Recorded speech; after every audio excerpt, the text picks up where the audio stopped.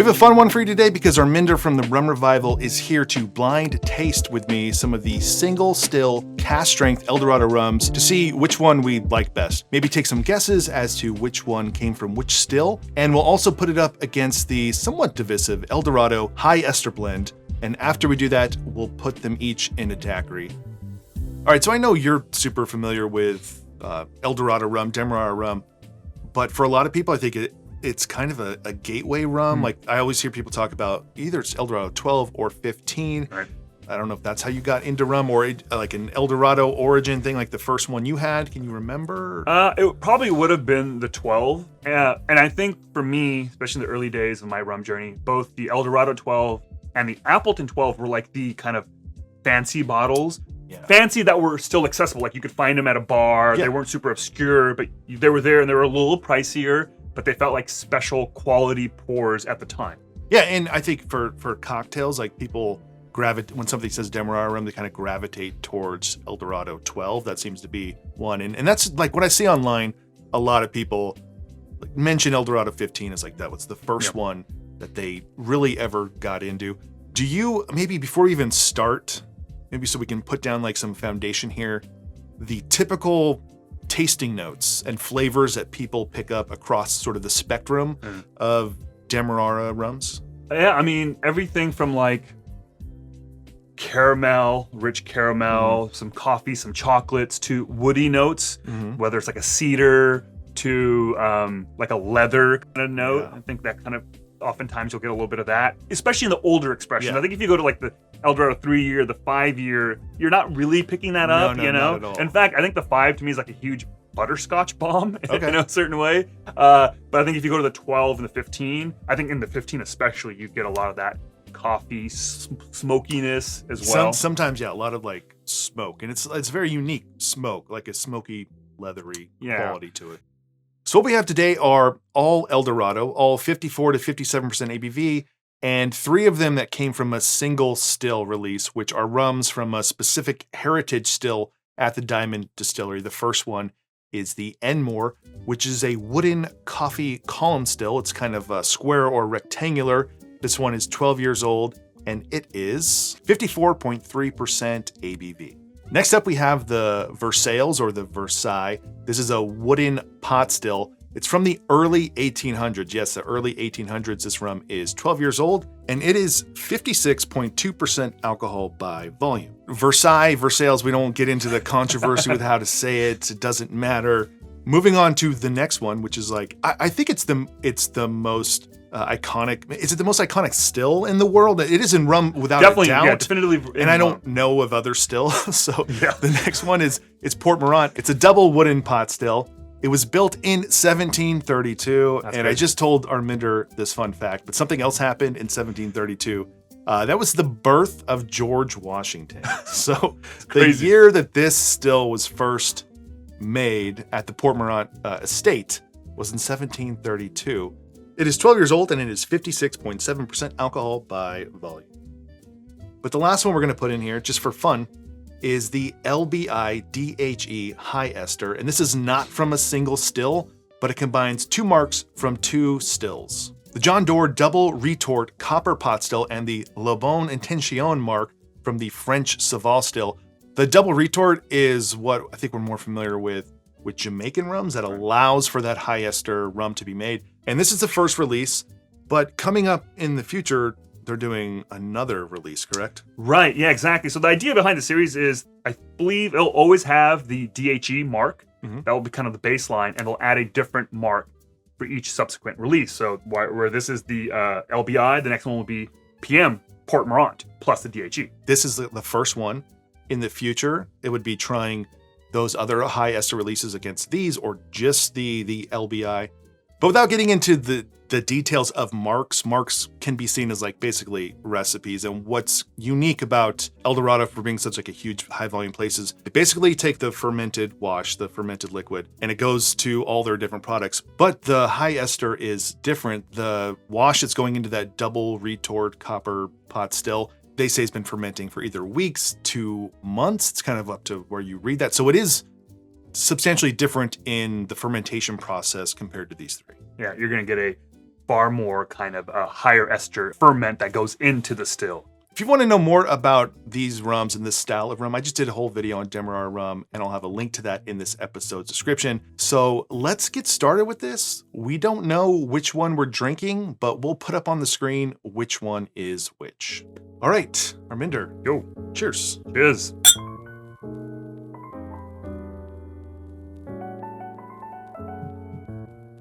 I'm excited. This is all good stuff. I mean, I don't usually do good stuff. You know? Hey man, you're worth it. You should treat yourself a little bit more. First thing I got was a little pop of like bright citrus, but now it's a little bit more darker fruit. Obviously, we know that we're drinking El Dorado rums and Demerara rums, so that's like the initial, that quintessential Demerara rum aromas there with like the dark fruits and like I feel like a little bit of the dark sugar and molassesy caramely, but I'm so interested to find out like how different they're gonna be for each Does one. this kind of give you a little bit of like a medicine of some kind too? Kind of almost like a eucalyptusy. Ooh, like, maybe okay. Yeah, it's like a plant-like thing. mentholy eucalyptus, minty. Yeah. Wow, that was a lot more richer and heavier and oilier than I was ready for. Yeah. It's oily. Yeah. The aroma, I think, is kind of matching the flavor, which is the dark fruits, molassesy. It's not. I don't think it's. Some of these it can be like pretty, for me, like smoky. Yeah. It's like a combination campfire and also industrial fire, as well as chewing on a cigar. Ooh, love that. Yeah. Which people like that. Yeah. I think in some elements is fun. This to me is enough of that to where it's fun and not blowing everything out. On the finish, I've only taken the one initial sip. I'm getting a lot of, or a decent amount of like prunes, like that. We're talking about like dark fruit and dried fruit. I'm kind of like right now in a nice little prune phase. There's not a high ethanol or anything like that. And these are all punch in there, so it's not like they're not bringing it. It's just don't want to say the word smooth, you know.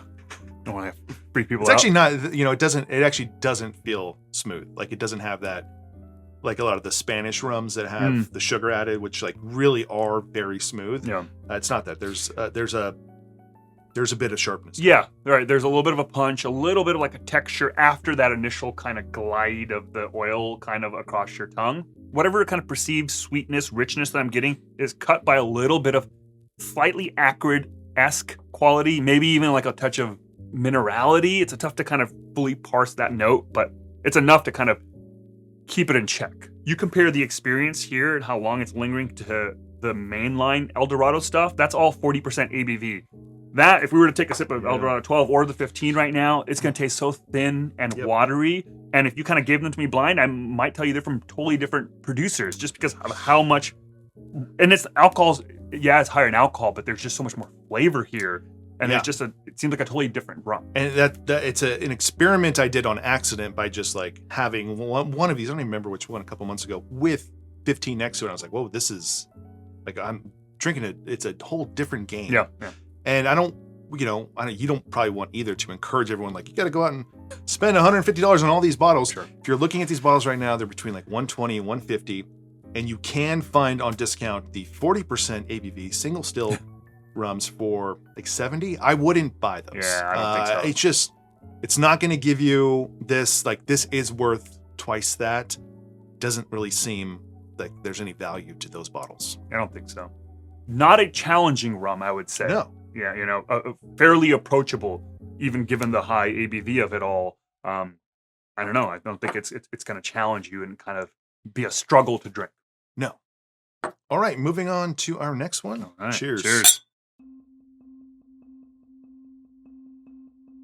Much different. I get coffee right away. Mm. And the aroma is much weaker, more mellow. I agree. Yeah. And there's a little bit of like a coffee liqueur, like a faint whisper of it. That. Yeah. A lot fruitier on this. Those kind of dried fruits. And here there's more of that. I was gonna say coffee syrup, but coffee liqueur kind of. Sometimes when you buy those coffee, like before cold brew was a thing, you'd buy like coffee concentrate. Yeah. And it's like cooked down coffee. Yeah, that's kind of what Going I for like it. it's like a coffee, candy, chocolate. Yeah. But just so much. There's not a lot of intensity No. coming off, which the first one had.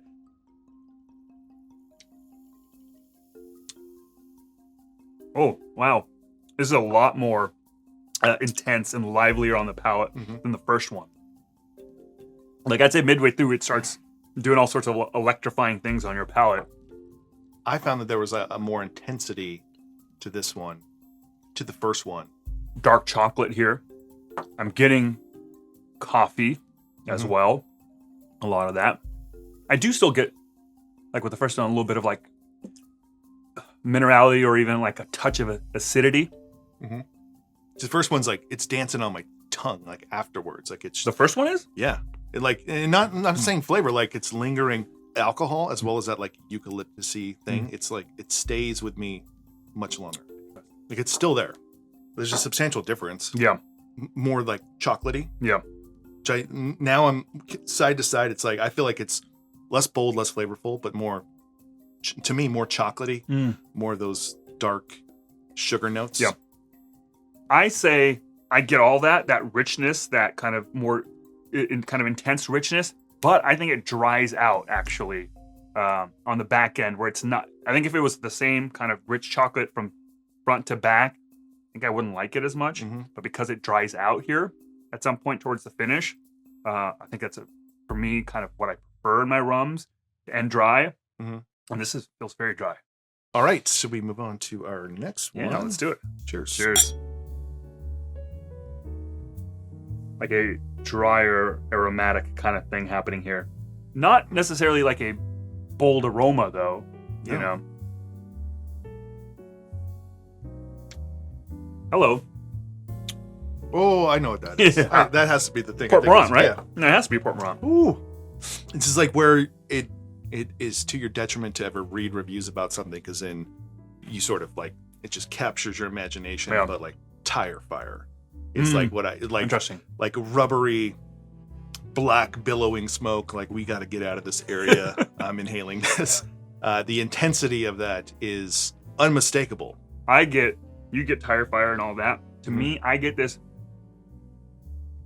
note of cedar, like a leathery cedar, plus a lot of that dried fruit. But to me, there's like a rich wood note. And the rich wood notes also, now that you're going back on the aroma, cedar closet. I don't want to go off on a like rant here about this, but like there's certain things that we each respond differently to. So like for me, like that smokiness kind of blows over everything else. Okay. So I don't pick up as much of the nuance that might be there, because that single flavor, I think, bombs through everything else. But on the aroma, I can now you get on the aroma. What I like about this is, while I think with these ones, I felt the oiliness and the heavy body up front, and then I kind of taper here, I get the same consistent kind of oiliness and body kind of throughout. Yeah. But It's oily. Yeah. Going back to cliches, I don't know if ever, it's like a tar pit that's been lit on fire. Ooh, yeah. Because it has, if you were looking at it, it's a type of like liquid that's dark brown, but then there's like orange on the out, like, motor oil type thing. That's what that I rainbow imagine. sheen. Yeah, like you could definitely put that in your car right now. But that's not to say that that's not pleasant. No, right, yeah. Because I think you're also, when you're tasting things, you're searching for new and fun and different and enjoyable, and it's not always the same bottle every time. That's very distinguishable from the other ones. Yeah, and I feel like all of these, to a certain extent, and just kind of the Demerara kind of broad profile, to me at least, they appeal to like a certain kind of animal part of my brain. Like, it's hard to describe. Like, there's just this kind of primal kind of reaction, but primal flavors of the earth, of the ground. Yeah. I don't know. It's kind of a weird thing to say. Like, but like you're in a loincloth hunting for your food, starting a fire. Yes. And then you have a bottle of Port Mourant. Yes, just like our ancestors. Just like they did back in the caveman days. I love it. It's just like an intensity that like you gotta be you got to be buying into it. That it's like if you go out to a bar and you're like, I'm thinking maybe a daiquiri or Port Mourant, it's like you're gonna be disappointed if you're searching for something that's like it. There's this rich heaviness to it. Absolutely. It's fun and it's different. I think it's super expensive, but if you want to mix that into something, which we will put in a daiquiri soon. And I guess we should talk about. So we mentioned, good old George Washington was born in February of 1732, the same time the Port Mourant state built the Port Mourant still. But what they do is over the course of 20 years, they're always replacing the wood. Mm-hmm. So you're not drinking the same from the 1700s. They take out a small amount, at a time. And I believe that it's after 20 years, they've kind of replaced everything. So it's like the ship of Theseus. Oh, gosh. You know your Greek myth. Yes, I know. That's a deep cut. Yeah. Can you help everyone understand more about like wooden pot still? Like, are we tasting the wood that they're using in the pot? Wooden stills still have metal components for sure. Mm-hmm. The real wooden component is the vessel that holds the fermented wash, right? Yeah. Now, it's not that during the distillation process you're extracting flavor compounds from the wood necessarily. What's really happening is that wood allows for overall during the distillation process higher temperatures, higher vapor pressure, which ultimately in the final distillate will have resolve in higher alcohols, heavier alcohols, and fusel oils, all of which contribute to the heavier body, the oiliness, the richness that we're perceiving. So that's more so than anything else. That's what the wood. They're not just putting in the wash and then extracting everything from that. They're dialing in a certain specific thing that they're pulling out of each batch. You talk about this stuff also, Robin at this blog is neat. Like if you want to like really dive into the world of fermentation and stills and the heads and tails, because that's stuff that's like well beyond my knowledge. Yeah, same here. She has videos on that, but that's something we don't think about as much. Like they're actually extracting what they want to extract and not just like everything that comes through, which is why you can get differences in things that are seemingly similar. Right. I know we talked about the 40% versions. Like, I do want to try if this is the Port Mourant, whatever this is, in the 40% to see how much of that flavor is coming because of the higher proof. And when you pare it down to 40, does it lose kind of any and all personality? Because I can imagine some of it comes through. But would you want to spend $100 to do that? No, not at all. No. I want you to buy me a bottle, and then I want to try it. But I wouldn't do that myself. All right, one more to go. Arminder, thanks for coming. Of course. As always. Me. Cheers. There's a distinct smoky, leathery Port Mourant on this. From this one. Okay. And this is watered down. Watered down version of that? Yeah. I get a hit of licorice, actually, on this. Absinthe licorice kind of thing going on. Yeah. It feels similar to the last one, but, sure. No. But like not even 25% of it. Yeah. I mean, this is so much more in your face compared to this one.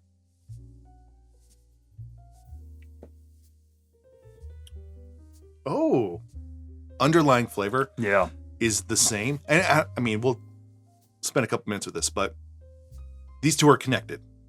I see that. And I like with the aroma, I do get a lot of that licorice absinthe, like a herbal root thing happening here that maybe I didn't pick up as much here. Mm-hmm.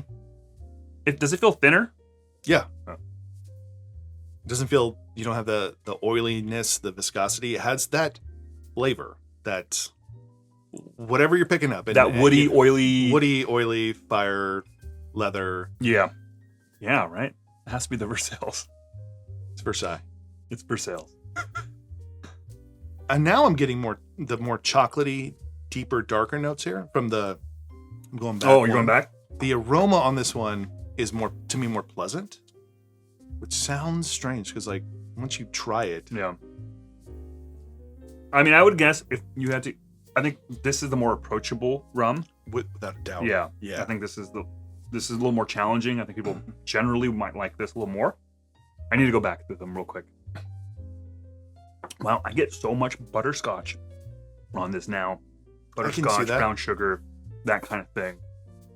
Don't get much of that at all in these last two, for sure.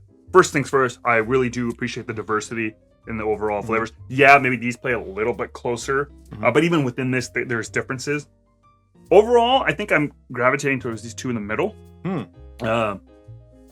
The bigger, bolder, intense rum. This is the one, right, of all of them. But there's something about the coffee and a little bit of acidity here that's kind of my jam. I'm kind of in agreement where, in a sense, where this is seemingly like the most pleasant of them. Everyone that likes sipping rum, I think, would appreciate this. This is probably would be my go-to. That's same here. I agree with you. All right. So now that we have our we both agree that this one is kind of our favorite, but it wasn't like that one of these was bad. No.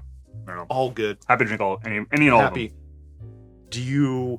Are you confident in predicting which one is which? Yeah, I'm feeling pretty confident. I'm feeling like 100%. Oh, look at that. 100% confident. I'll give myself like 10% of not being sure, just to kind of give myself a little. So bit of leeway. we'll each mentally lock in our prediction. Yeah. Okay, and we'll just start over here. Yeah. This one is the High Enmore. Ester. Okay. So my thinking is that this is High Ester. Okay. I think it's the Enmore because I don't remember getting as much butterscotch on the High Ester as I'm getting on that. So to me, that must be the Enmore. That's funny. Okay. My the next one over. Yeah. Which we're gonna have different ones now, so we can. To me, this is the Enmore. This is the High Ester. Okay.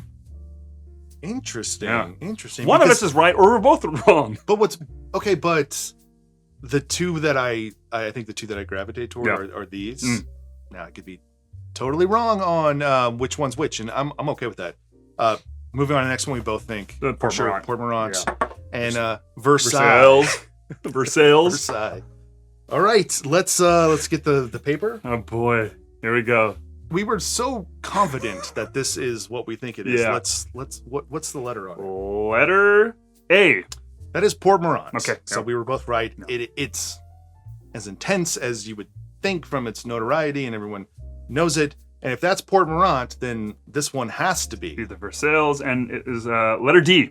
That is the Versailles. Versailles. Got it. Versailles. Cool. Okay, now this is fun. I don't. Oh boy. I was pretty confident until you totally stepped on my You looked at me really confidently too. Do we want to go back and take like a sip real quick to see, or you're gonna lean into it? Let's do it. Let's do it. And it's not like I have a ton of experience with the Enmore, so I don't. My confidence is really just that we've been drinking this high proof spirit. Okay, so this is a great point to pump the brakes here and talk about how I don't know if this controversy is bigger than I think it is, but there's a lot of pushback on the High Ester, because it's called High Ester, and people think that High Ester means they think it means Jamaican funk, Jamaican hogo, and High Ester is just like doesn't mean anything. It just means that there's higher esters, and what in relation to what? Exactly right. So if El Dorado says that something is higher ester than their other stuff, then yeah, I guess technically it is. There's been some pushback because of the price, because it's like 100. You can find it for 120 at K&L, and there's like 30 bottles in stock right now. But I brought it here because it's about the same age. It is the same ABV. I think it's a higher ABV, a tiny bit than these other ones, and it's a little bit cheaper.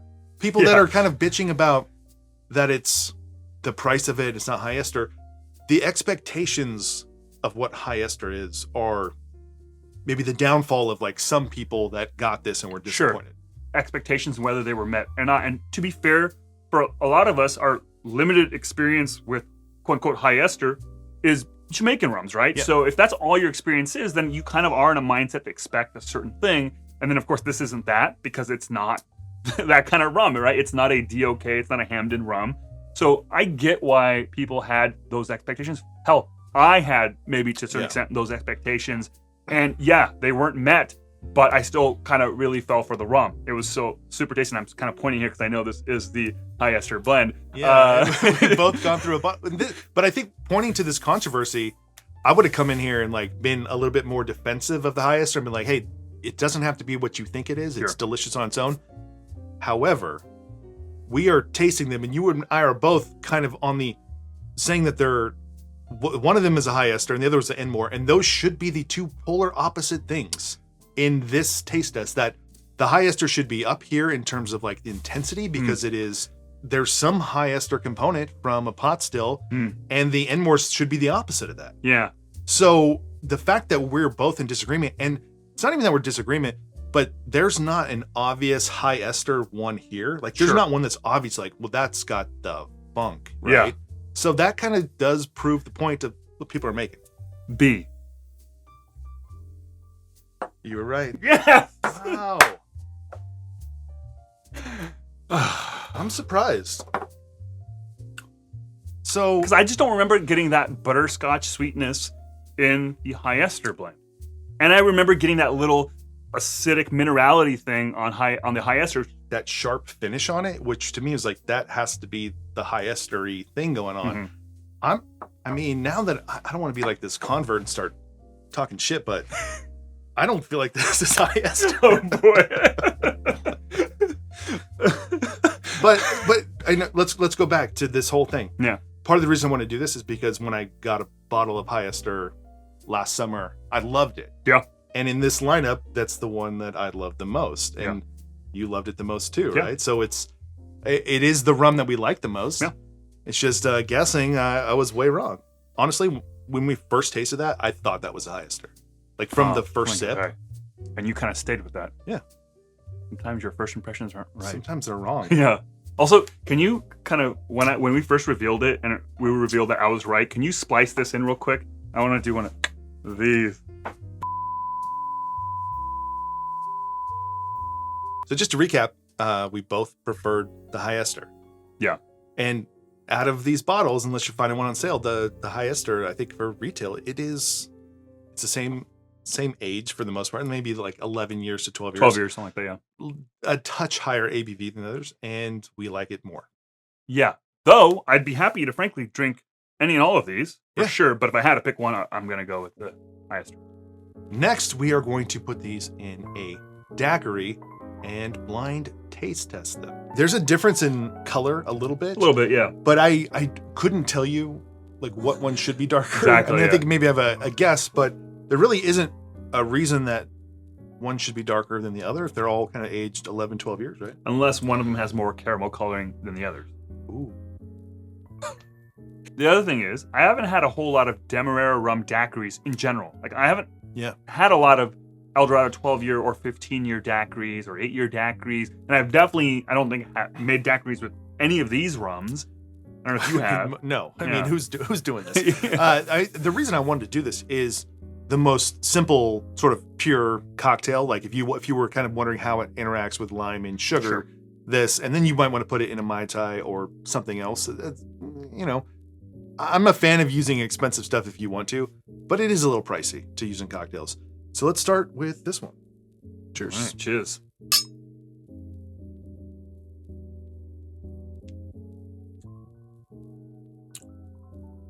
It's a good daiquiri. Yeah, It's very good. It well integrated. It's balanced. It doesn't seem like the rum is overpowering things. I was kind of surprised about how kind of it all kind of works. It's pleasant. You know, if you do like a heavy, high-proof Jamaican rum in a daiquiri, like you can, like even if it's a white sort of style rum, you can taste that thing through it. This is it's pleasant. It's smooth. It's like the aged rum daiquiris. Yeah, but it's kind of like a crushable daiquiri, at least on that first sip. It is. Yeah. And I don't think if you gave this to me blind and told me that, I wouldn't guess that it's an Eldorado rum at all. I would not guess it is a, cask strength, single still, $150 bottle. Rum. Yeah, no, not at all. That's kind of crazy. Cheers. Cheers. This looks like an espresso martini. This is going to be the best espresso martini you ever had. Okay, so this one, much more of the rum comes through.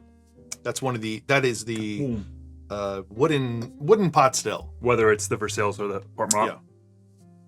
Yeah. That's kind of really good. A little bit of an orange peel Yes. that you get from like the oaky aged stuff. It's the darkest one, which makes you go to Port Mourant, even though it's Port Mourant going to be darker than the Versailles. Well, okay. So you're probably going to cut this out, but there's this whole thing about them using the caramel coloring in the aging process, right? And they don't do that anymore. Though I think one of those 3 single stills, and I think it might be the Versailles, might have still, in this particular batch, still used a caramel coloring. Maybe. But it's their own, it's not E150, it's their own artisanal caramel. But I think, I may have misquoted that, but I thought I read or watched an interview where they said one of these specifically still used that, and it might have been the Versailles. Don't quote me on that. I like it. It reminds me less of a daiquiri. Quote Arminder. Yeah, quote me. This reminds me less of a daiquiri, more of like a grog. Yes. Right? Yeah. Like if you just had some ice in there, I mean, yeah. That's kind of what it is. Yeah. But I see what you're saying is like the experience of drinking it doesn't feel like a daiquiri. Yeah. I think it's because it is so much more heavier. Yeah. It's not that there's no clean crispness to it, but this one had that. Yeah. All right, let's move on to this one. Cheers. Cheers.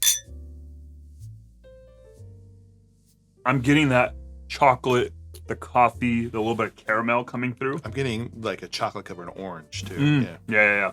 I don't like those. Oh no, I don't get it. I don't like chocolate and orange as a combo. In a cocktail, yes. It's not really a thing here in the U.S. It's like a British thing, right? And they're weird. I remember it being a thing in the 90s. Really? You can get those wrapped in foil. 90s. Yeah. We were living in the same town.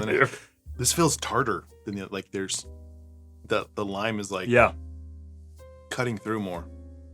Yeah, you're right. But I do get that little chocolate caramel up front at least.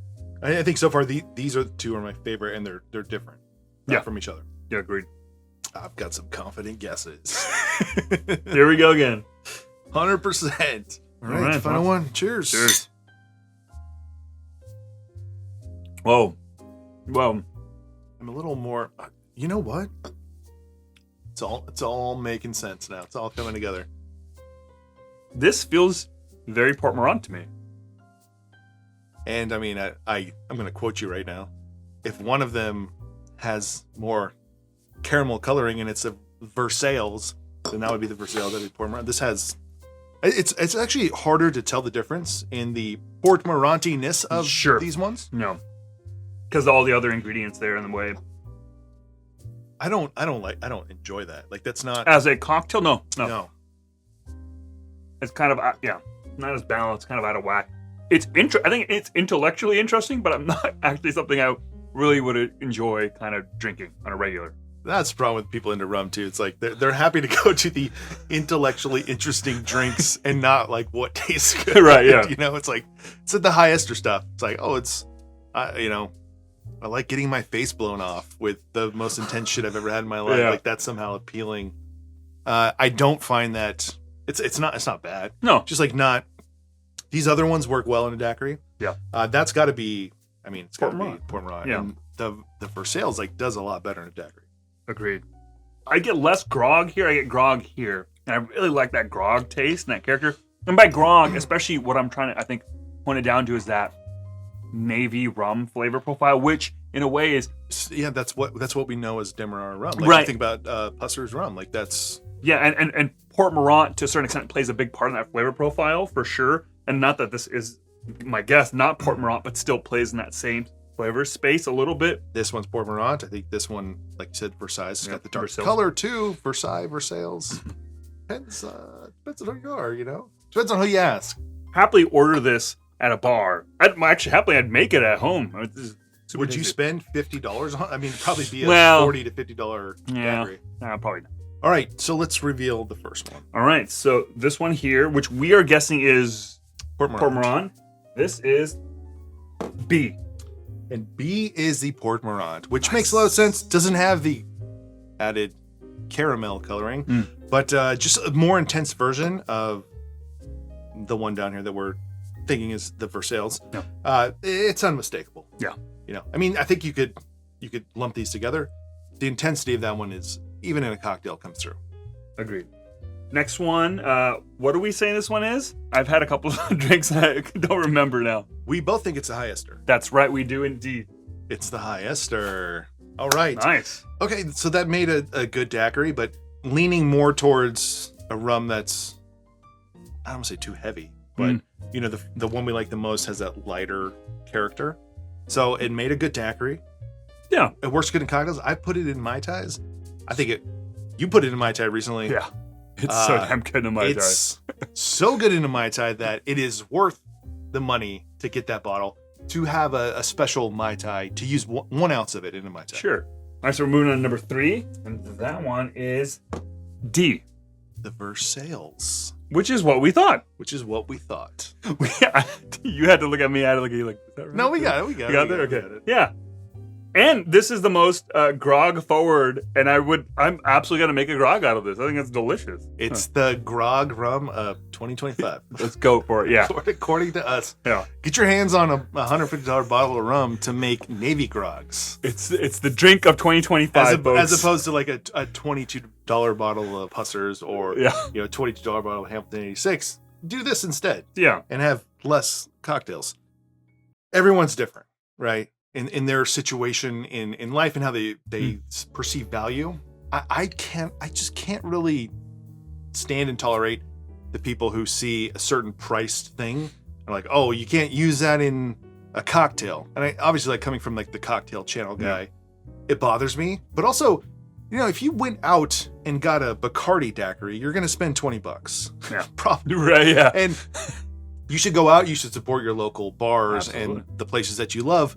But, all of these today, these daiquiris are not going to cost you what that thing costs you. And this isn't an everyday thing. I'm not saying like, hey, every weekend you should have an Enmore daiquiri. Right. But if you have a bottle, I don't see why you should only pigeonhole yourself into only drinking it neat. 100%. You should pigeonhole yourself into only having the best thing for that thing. Right. Whatever that is. You want a Mai Tai, you want a daiquiri, you want to put in a zombie, you want to make Navy grog. I'm very happy to have done this experiment with my friend Arminder, because these were rums that I've only been kind of tasting over the last couple months, because I've been waiting for this moment, because these are like good quality rums that I think people would like to know more about, and we talked about them through tasting neat and in a cocktail. I don't think that any of these are things that anyone needs to run out and buy, but if you're considering it, then here's what's tough. Do people need to run out and buy the Enmore? Because you were just saying that you might run out and buy the Enmore right now, and that would have been the one I would have put money on, was the worst rum purchase I've ever made. Wow. If you were that... I'm still getting over the fact that you used the F word earlier. Called me your friend. What? Yeah. That was a little... I'm not gonna lie, that was a little weird. Check the footage. Yeah, no, I think I'm pretty sure he did. I'm not saying I didn't like it. I just wanted to call it out. All right, everyone. That's kind of it for this one. We just tasted our way through the El Dorado Cask Strength Single Still series of rums with the El Dorado High Ester. Expect to see future videos when future High Ester blends are released. Come back and try again. See, I think the surprising thing here is the Enmore. Yeah. It's something that we really enjoyed. The High Ester as well. Yeah.